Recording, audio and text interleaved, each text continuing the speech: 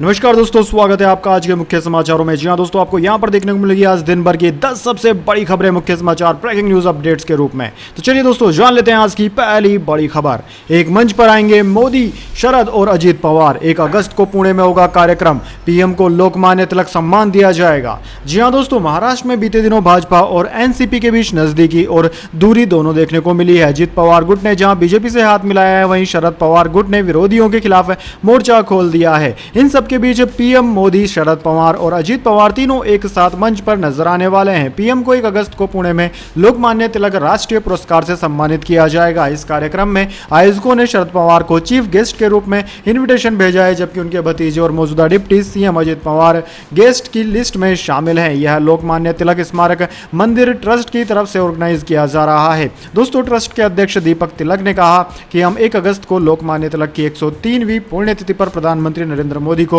लोकमान्य तिलक राष्ट्रीय पुरस्कार से सम्मानित करेंगे। तिलक ने आगे कहा कि पीएम मोदी के अच्छे नेतृत्व और नागरिकों में देशभक्ति की भावना जगाने के लिए उन्हें इस पुरस्कार से नवाजा जा रहा है। इसके बाद दोस्तों, अगली बड़ी खबर। रेसलर्स यौन उत्पीड़न केस चार्जशीट में नया खुलासा। दिल्ली पुलिस ने कहा ब्रजभूषण ने महिला पहलवानों से छेड़छाड़ की, केस चलाया जाए और सजा मिले।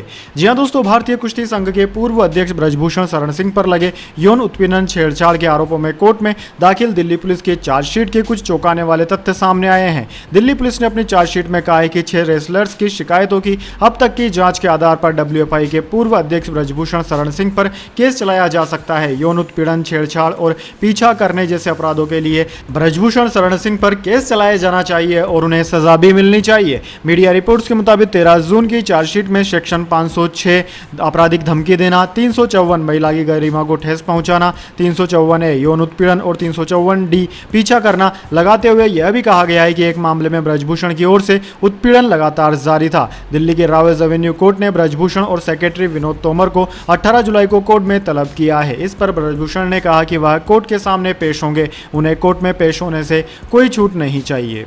इसके बाद दोस्तों, अगली बड़ी खबर। बेंगलुरु में बीजेपी के खिलाफ फिर जुटेंगे विपक्षी दलों के नेता। सोनिया गांधी कर सकती है मीटिंग में शिरकत, कांग्रेस ने दिए संकेत।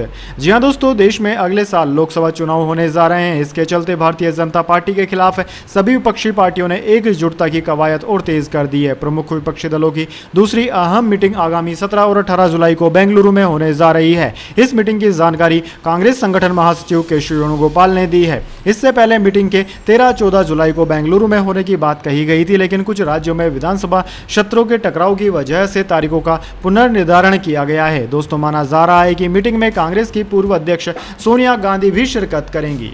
इसके बाद दोस्तों, अगली बड़ी खबर। प्रयागराज फैमिली कोर्ट में पेश नहीं हुई एसडीएम ज्योति मौर्य, पति आलोक बोले समझौता करने को तैयार हैं। जी हां दोस्तों, एसडीएम ज्योति मौर्य और उनके सफाई कर्मी पति आलोक मौर्य के परिवार का मामला पारिवारिक कोर्ट पहुंच गया है। मंगलवार के दिन दोनों को प्रयागराज के फैमिली कोर्ट में पेश होने के लिए बुलाया गया था, लेकिन ज्योति मौर्य कोर्ट में पेश नहीं हुई, जबकि आलोक मौर्य अदालत में पेश हुए। ज्योति के वकील ने उनकी तरफ से हाजिरी माफी की अर्जी दी। एसडीएम के पति आलोक मौर्य ने कोर्ट में कहा कि उन्हें अपने बच्चों से मिलने दिया जाए। आलोक चाहते हैं कि बेटियां उनके पास रहे। साथ ही मनीष दुबे पर सख्त कार्यवाही की भी आलोक ने मांग की है। उनका कहना है कि जो आरोप मनीष पर लगाए गए थे वो उनमें दोषी पाए गए हैं। आलोक ने कहा कि मनीष पर सख्त कार्यवाही हो, जिससे किसी और का परिवार न बिखरे। साथ ही ज्योति मौर्य के लगाए गए आरोपों को आलोक मौर्य ने बेबुनियाद बताया। उन्होंने कहा कि वो अपनी बेटियों के लिए ज्योति मौर्य से समझौता करने के लिए तैयार हैं, लेकिन दोषियों पर सख्त कार्यवाही की भी मांग कर रहे हैं। दरअसल दोस्तों, एसडीएम ज्योति मौर्य ने पति आलोक कुमार से अलग होने के लिए फैमिली कोर्ट में अर्जी दाखिल की है। आलोक मौर्य के वकील ने जवाब दाखिल करने के लिए ज्योति मौर्य की ओर से दाखिल वाद की कॉपी मांगी है। दोस्तों, आपकी जानकारी के लिए बता दें, पीसीएस अफसर बनने के बाद ज्योति मौर्य और आलोक मौर्य के बीच संबंधों में दरार आ गई थी। वहीं आलोक ने ज्योति मौर्य पर होमगार्ड कमांडेंट मनीष दुबे से संबंध होने का आरोप लगाया था। इसके बाद ज्योति मौर्य ने पति आलोक और उनके परिवार के लोगों पर दहेज उत्पीड़न का धूमनगंज थाने में केस दर्ज करवाया। इसके बाद दोस्तों, अगली बड़ी खबर। ईडी डायरेक्टर का कार्यकाल तीसरी बार बढ़ाना गैरकानूनी, सुप्रीम कोर्ट ने नई नियुक्ति का आदेश दिया। 31 जुलाई तक पद पर रह सकेंगे मिश्रा। जी हां दोस्तों, सुप्रीम कोर्ट ने मंगलवार को कहा कि ईडी डायरेक्टर संजय कुमार मिश्रा का कार्यकाल तीसरी बार बढ़ाने का केंद्र का फैसला गैरकानूनी है। कोर्ट के इस आदेश के बावजूद मिश्रा 31 जुलाई तक पद पर बने रहेंगे। तब तक सरकार को नए चीफ की नियुक्ति करनी होगी। पहले संजय मिश्रा को 18 नवंबर को रिटायर होना था। केंद्र सरकार ने अध्यादेश के जरिए उनका कार्यकाल तीसरी बार बढ़ाया था, जबकि कोर्ट पहले ही कह चुका था कि दूसरी बार के बाद संजय मिश्रा का कार्यकाल न बढ़ाया जाए। इस मामले में सरकार का तर्क है कि संजय मिश्रा की जगह लेने के लिए अभी कोई दूसरा अफसर तलाश नहीं किया जा सका है। वे अभी मनी लॉन्ड्रिंग के कई मामलों की निगरानी कर रहे हैं। ऐसे में नई नियुक्तियों के लिए हमें थोड़ा और समय चाहिए। केंद्र के फैसले के खिलाफ कॉमन कॉज एनजीओ की याचिका पर justice BR Gavai, justice Vikram Nath और जस्टिस संजय करोल की बेंच ने सुनवाई की। कोर्ट ने 8 मई को अपना फैसला सुरक्षित रख लिया था। इसके बाद दोस्तों अगली बड़ी खबर, पूरे देश में अघोषित आपातकाल, भाजपा पर ठाकरे का बड़ा आरोप, पीएम पर भी साधा निशाना। जी हां दोस्तों, शिवसेना के प्रमुख उद्धव ठाकरे ने सोमवार को दावा किया कि भाजपा देश को तानाशाही की ओर लेकर जा रही है। उन्होंने एकनाथ शिंदे धड़े पर तीखा हमला बोलते हुए कहा कि कुछ लोग बाला साहेब ठाकरे के नाम का इस्तेमाल कर रहे हैं क्योंकि उन्हें पता है कि प्रधानमंत्री मोदी के नाम से महाराष्ट्र में काम नहीं चलेगा। पूर्व मुख्यमंत्री ठाकरे ने नागपुर में पार्टी कार्यकर्ताओं को संबोधित करते हुए उनसे राज्य की जनता के बीच जाकर उन्हें भारतीय जनता पार्टी यानी कि भाजपा के गलत कामों से अवगत कराने का अनुरोध किया। उन्होंने यह भी कहा कि प्रधानमंत्री मध्य प्रदेश तो जा सकते हैं जहां इस साल के अंत में विधानसभा चुनाव होने वाले हैं, लेकिन मणिपुर नहीं जा सकते जहां 3 मई से जारी हिंसा में 100 से अधिक लोगों की मौत हो चुकी है। ठाकरे ने कहा कि भाजपा ने उन लोगों को अपने साथ लेकर हिंदुत्व को धोखा दिया है जो अन्य पार्टियों को छोड़ चुके हैं। इसके बाद दोस्तों अगली बड़ी खबर, महाराष्ट्र कांग्रेस के नेताओं की दिल्ली में बैठक, शरद पवार की पार्टी में टूट के बीच क्या बोले मल्लिकार्जुन खड़गे और राहुल गांधी। जी हां दोस्तों, पूर्व सीएम शरद पवार की राष्ट्रीय कांग्रेस पार्टी एनसीपी में अजीत पवार के नेतृत्व में हुई बगावत के बाद से महाराष्ट्र में सियासी तापमान बढ़ गया है। इसी बीच मंगलवार को कांग्रेस ने दिल्ली में बैठक की। मीटिंग में कांग्रेस अध्यक्ष मल्लिकार्जुन खड़गे, पूर्व अध्यक्ष राहुल गांधी, कांग्रेस के संगठन महासचिव केशव वेणुगोपाल, प्रदेश कांग्रेस कमेटी के अध्यक्ष नाना पटोले, पार्टी के राज्य प्रभारी HK पाटिल, पूर्व मुख्यमंत्री पृथ्वीराज चौहान और वरिष्ठ नेता मुकुल वासनिक सहित कई अन्य नेता मौजूद रहे। दोस्तों, कांग्रेस के पूर्व अध्यक्ष राहुल गांधी ने इस मीटिंग में कहा कि महाराष्ट्र कांग्रेस पार्टी का गढ़ है, यहां पार्टी को मजबूत करना है। उन्होंने फेसबुक पोस्ट में कहा कि कांग्रेस अध्यक्ष मल्लिकार्जुन खड़गे के नेतृत्व में महाराष्ट्र कांग्रेस के नेताओं के साथ बैठक हुई। महाराष्ट्र में हमारा ध्यान कांग्रेस पार्टी को मजबूत करने और लोगों की आवाज उठाने पर केंद्रित है। हम मिलकर यह सुनिश्चित करेंगे कि वहां की सत्ता पर बैठी जन विरोधी सरकार की हार हो। इसके बाद दोस्तों अगली बड़ी खबर, भारतीय मुस्लिमों को राष्ट्रीयता और संविधान पर गर्व, मुस्लिम वर्ल्ड लीग के महासचिव बोले मानवता में भी भारत का योगदान। जी हां दोस्तों, भारत और भारतीय ज्ञान ने मानवता के लिए बहुत योगदान दिया है। भारत दुनिया को शांति का संदेश दे रहा है। भारत में रहने वाले मुस्लिम समुदाय को अपनी राष्ट्रीयता पर गर्व है कि वे भारतीय नागरिक हैं। उन्हें संविधान पर भी गर्व है। ये बातें मुस्लिम वर्ल्ड लीग के महासचिव शेख डॉक्टर मोहम्मद बिन अब्दुल करीम इल इस्सा ने कही है। वे 10 जुलाई को 5 दिवसीय यात्रा पर भारत आए हैं। उन्होंने मंगलवार को इंडिया इस्लामिक कल्चर सेंटर में आयोजित एक कार्यक्रम को संबोधित किया। इस कार्यक्रम में भारत के राष्ट्रीय सुरक्षा सलाहकार अजीत डोभाल भी मौजूद थे। उदारवादी इस्लाम के प्रसिद्ध विशेषज्ञ मोहम्मद बिन अब्दुल करीम अल इस्सा ने कहा कि भारत दुनिया को शांति का संदेश देने में पूरी तरह सक्षम है। उन्होंने कहा कि भारतीय समाज में मुस्लिमों को अपनी राष्ट्रीयता पर गर्व है कि वे भारतीय नागरिक हैं। उन्हें अपने संविधान पर भी गर्व है। अल इस्सा ने कहा कि हम एक साझा उद्देश्य के साथ आगे आए हैं। हमने भारतीय ज्ञान के बारे में बहुत कुछ सुना है। हम जानते हैं कि भारतीय ज्ञान ने मानवता के लिए बहुत योगदान दिया है। हम जानते हैं कि शांतिपूर्ण ढंग से सह अस्तित्व में रहना हमारा एक साझा उद्देश्य है। इसके बाद दोस्तों अगली बड़ी खबर, 5 राज्यों में भारी बारिश, 72 घंटे में 76 मौतें। उत्तराखंड में MP के 4 पर्यटकों की जान गई। हिमाचल में 500 लोग फंसे। दिल्ली में बाढ़ का खतरा। जी हां दोस्तों, हिमाचल, उत्तराखंड, दिल्ली, यूपी और पंजाब में 6 दिनों से लगातार बारिश हो रही है। हिमाचल में 24 घंटे में 39 जगह लैंडस्लाइड हुआ। व्यास नदी के उफान के चलते इमारतें बह गई, पुल ढह गए। पिछले 72 घंटों में देश के अलग अलग राज्यों में 76 लोगों की जान चली गई है। यूपी में 34, हिमाचल प्रदेश में 20, जम्मू कश्मीर में 15, दिल्ली में 5 और राजस्थान और हरियाणा में 1-1 की मौत हुई। वहीं दोस्तों उत्तराखंड के उत्तरकाशी में मध्य प्रदेश के टूरिस्ट की गाड़ियों पर पहाड़ से टूटकर पत्थर गिर गए। इस हादसे में इंदौर के 4 टूरिस्ट की मौके पर मौत हो गई, वहीं 10 घायल हो गए। दिल्ली में यमुना नदी का वाटर लेवल खतरे के निशान को पार कर गया है। मंगलवार सुबह 8 बजे तक दिल्ली का नदी का पानी 206.32 मीटर पर बह रहा था। 1978 में हाईएस्ट 207.49 मीटर तक पानी गया था। इसके बाद दोस्तों अगली बड़ी खबर, 370 पर सुप्रीम कोर्ट में 2 अगस्त से रेगुलर सुनवाई। केंद्र ने नए एफिडेविट में कहा आतंकवाद खत्म करने का एक ही रास्ता था, आर्टिकल 370।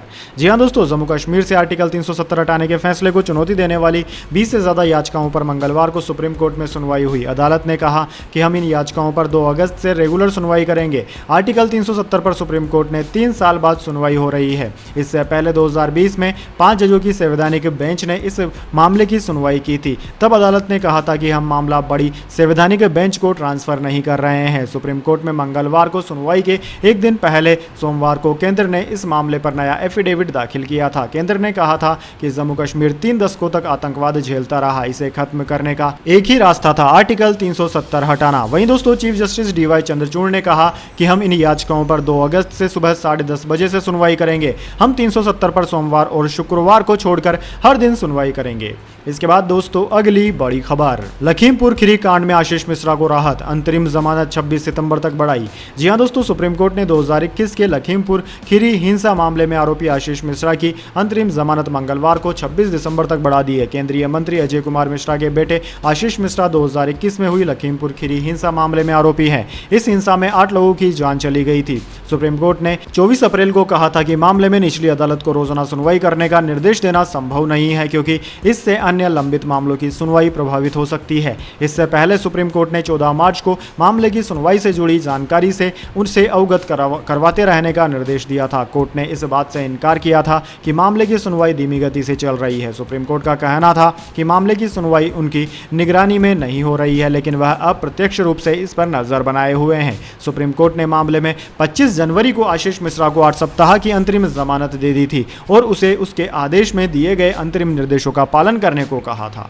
इसके बाद दोस्तों अगली बड़ी खबर, यूनिफॉर्म सिविल कोड के विरोध के लिए मुखर हुए मुस्लिम संगठन संसद में कानून रोकने के लिए बनाई यह रणनीति, जुमे की नमाज पर करेंगे यौम दुआ। जी हां दोस्तों, देश में समान नागरिक संहिता यानी कि यूनिफॉर्म सिविल कोड कब लागू होगा अभी किसी को पता नहीं है, लेकिन मुस्लिम संगठनों ने इसके विरोध में कमर कस ली है। जमीयत उलेमाए हिंद ने ऐलान किया है कि 14 जनवरी शुक्रवार को होने वाली नमाज पर यौम दुआ यानी कि प्रार्थना दिवस की जाएगी। वहीं AIMIM ने इस प्रस्तावित कानून के खिलाफ गैर बीजेपी सरकारों से विरोध की अपील की है। जानकारी के मुताबिक जमीयत उलेमाए हिंद की वर्किंग कमेटी की सोमवार को अहम बैठक हुई। इसमें UCC के विरोध में अहम फैसले लिए गए। बैठक में काफी विचार विमर्श के बाद विशेषज्ञ वकीलों की ओर से तैयार किए गए जवाब को कुछ बदलावों के साथ मंजूरी दी गई। इस जवाब को भारत के विधि आयोग के कार्यालय में दर्ज करा दिया गया है। बैठक में फैसला लिया गया कि समान नागरिक संहिता के संबंध में मुस्लिम समुदाय के सर्वसम्मत रुख से अवगत कराने के लिए सभी मुख्यमंत्रियों और राजनीतिक दलों के अध्यक्षों के नाम पत्र लिखा जाए। इसके साथ ही भारत के राष्ट्रपति से भी मिलने का प्रयास किया जाए। इसके बाद दोस्तों जाने अगली बड़ी खबर, लेकिन उससे पहले मेरी आपसे एक छोटी सी रिक्वेस्ट है, अगर दोस्तों आपको अभी तक हमारी न्यूज़ पसंद आई है तो इसे छोटा सा लाइक जरूर दे दीजिए, और अगर आपको पसंद नहीं आई है तो बेशक आप डिसलाइक भी कर सकते हैं, लेकिन दोस्तों लाइक और डिसलाइक जरूर कीजिए, क्योंकि दोस्तों यही हमारी मेहनत का फल होता है और इसी से हमें पता चलता है कि आपको हमारी वीडियोस पसंद आ रही है या नहीं। तो चलिए दोस्तों जान लेते हैं आज की अगली बड़ी खबर। सेंसेक्स 273 अंक चढ़कर 65,617 पर बंद। निफ्टी भी 83 अंक चढ़ा। सेंसेक्स के 30 शेयरों में से 19 में तेजी रही।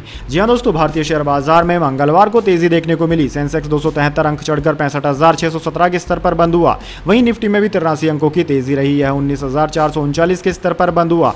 सेंसेक्स के 30 शेयरों में से 19 में तेजी और 11 में गिरावट रही। वहीं दोस्तों Eicher Motors, Sun Pharma, Tata Consumer, Apollo Hospital, Maruti, Tata Motors, ITC समेत निफ्टी 50 के 33 शेयरों में तेजी रही, जबकि UPL, Bajaj Finance, Axis Bank, JSW Steel, HCL Tech, Hindalco, Hero MotoCorp समेत निफ्टी के 15 शेयरों में गिरावट देखने को मिली। वहीं दोस्तों 2 शेयरों में कोई बदलाव नहीं हुआ। जबकि दोस्तों बात करें निफ्टी 50 के टॉप गेनर और टॉप लूजर्स की, तो टॉप गेनर्स में आज आइसर मोटर्स, सन फार्मा और टाटा कंज्यूमर रहे, जबकि टॉप लूजर्स में UPL, बजाज फाइनेंस और एक्सिस बैंक रहे।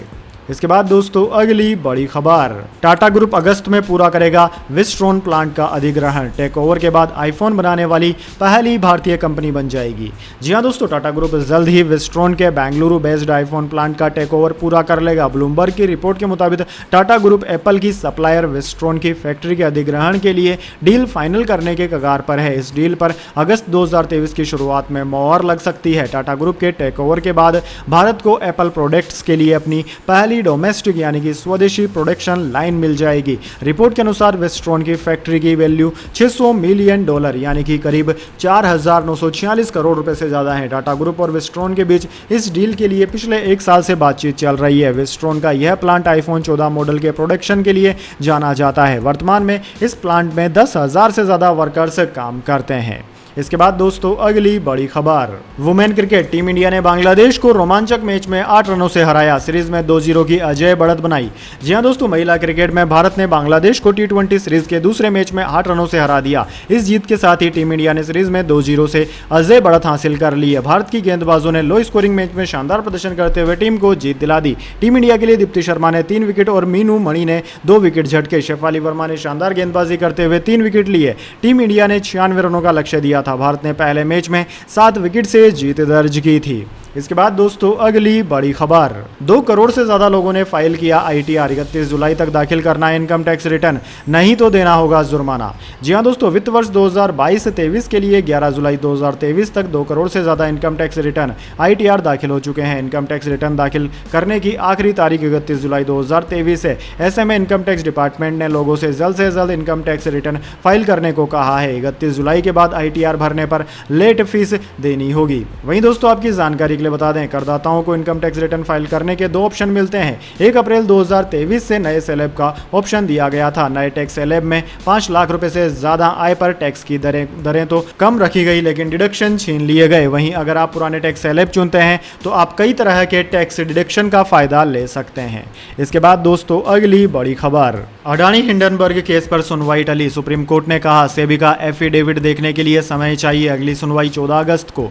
जी हां दोस्तों, अडानी हिंडनबर्ग मामले में सुप्रीम कोर्ट ने 11 जुलाई को सुनवाई टाल दी। कोर्ट ने कहा कि सेबी का एफिडेविट यानी कि हलफनामा देखने के लिए हमें समय चाहिए। इससे पहले सेबी ने 10 जुलाई को कोर्ट में मामले की सुनवाई के दौरान 41 पन्नों का एफिडेविट दाखिल किया था। इसमें कोर्ट को एक्सपर्ट कमेटी की सिफारिशों की जानकारी दी गई थी, साथ ही कोर्ट से रिपोर्ट पर उचित आदेश देने का आग्रह भी किया था। इससे पहले 15 मई को कोर्ट में मामले की सुनवाई हुई थी। तब सेबी ने अडानी हिंडनबर्ग मामले में अपनी जांच पूरी करने के लिए 6 महीने का अतिरिक्त समय मांगा था। हालांकि याचिकाकर्ताओं का कहना था कि सेबी 2016 से ही अडानी ग्रुप की जांच कर रहा है, ऐसे में सेबी को और समय देना सही नहीं है। वहीं दोस्तों सेबी ने सुप्रीम कोर्ट में एक एफिडेविट में बताया कि वो 2016 से अडानी ग्रुप की कंपनियों की कोई जांच नहीं कर रही है और ऐसे सभी दावे तथ्यात्मक रूप से निराधार यानी कि फैक्चुअली बेसलेस हैं। हालांकि सरकार ने 2021 में लोकसभा में कहा था कि सरकार अडानी ग्रुप की जांच कर रही है।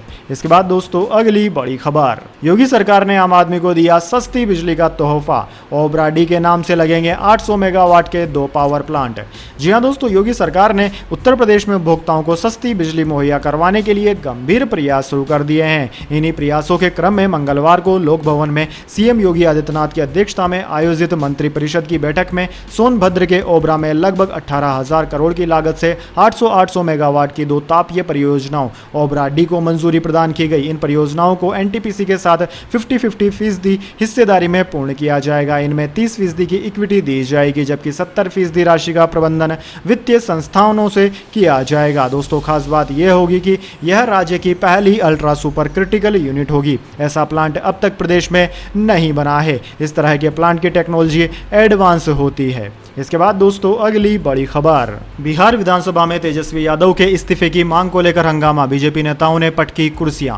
जी हां दोस्तों, बिहार विधानसभा में मंगलवार को मानसून सत्र हंगामेदार रहा। सत्र के दूसरे दिन सदन की कार्यवाही शुरू होते ही बीजेपी विधायकों ने हंगामा करना शुरू कर दिया। विपक्ष ने लैंड फॉर जॉब मामले में उप मुख्यमंत्री तेजस्वी यादव के इस्तीफे की मांग की। यही नहीं, बीजेपी विधायकों ने सदन शुरू होने के साथ वेल में पहुंचकर हंगामा किया और कुर्सियां पटकी। हंगामे के बाद सदन की कार्यवाही स्थगित कर दी गई। लैंड फॉर जॉब मामले में सीबीआई ने चार्जशीट दाखिल की है। इसमें तेजस्वी यादव का नाम आरोपी के तौर पर शामिल किया गया है। इसी मामले को लेकर बीजेपी लगातार बिहार के सीएम नीतीश कुमार पर हमलावर है। बीजेपी तेजस्वी यादव के इस्तीफे की मांग कर रही है। वहीं दोस्तों तेजस्वी यादव ने इस्तीफा देने से इनकार कर दिया है। उन्होंने कहा है कि चार्जशीट जानबूझकर दिया गया है, जबकि बीजेपी हर तरह के भ्रष्टाचार के आरोपियों को माला पहनाकर गले मिल रही है। उन्होंने कहा कि बीजेपी के लोगों को बिहार के विकास और बिहार के लोगों की चिंता नहीं है। इसके बाद दोस्तों अगली बड़ी खबर, भारत में 15 साल में 41.5 करोड़ लोग गरीबी से बाहर निकले, यूएन रिपोर्ट में खुलासा। जी हां दोस्तों, भारत में 2005-6 से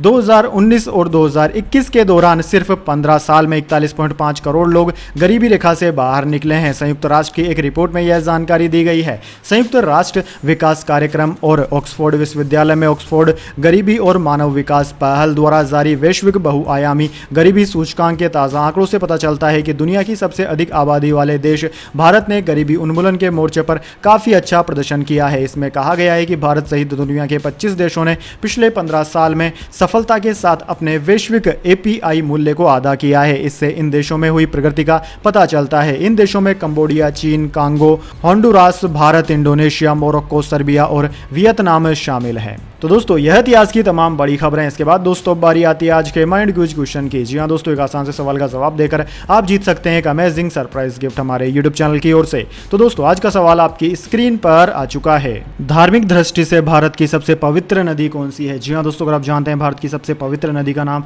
तो जल्दी से कमेंट बॉक्स में लिख दीजिएगा। दोस्तों आपका जवाब होता है एकदम सही और आप चुने जाते हैं लकी विजेता के रूप में। तो आपको मिल सकता है एक अमेजिंग सरप्राइज गिफ्ट हमारे यूट्यूब चैनल की ओर से। तो दोस्तों जल्दी से अपना उत्तर कमेंट बॉक्स में लिख दीजिए, वीडियो को लाइक कर लीजिए और चैनल को सब्सक्राइब करके बेल आइकन भी दबा लीजिए। धन्यवाद। वंदे मातरम। जय हिंद, जय भारत।